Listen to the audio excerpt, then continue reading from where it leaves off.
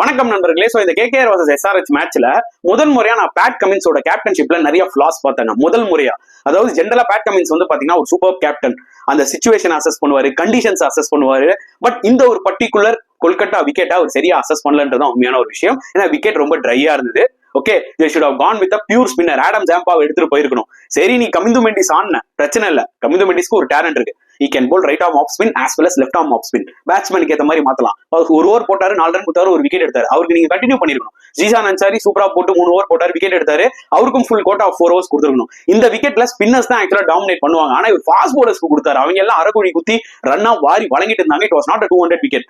To be very honest, spinners ஒண்ணுமே பெட்டரா use பண்ணிருக்கணும் பேட் கமின்ஸ், which was எனக்கு வந்து பார்க்கும்போது எனக்கு ரொம்ப ஆச்சரியமா இருந்தது. எப்படி பேட் கமின்ஸ் இந்த மாதிரி கோட்டா விட்டாருன்னு. இதுதான் ஆக்சுவலா முக்கியமான ரீசன் அவங்க தோத்ததுக்கு.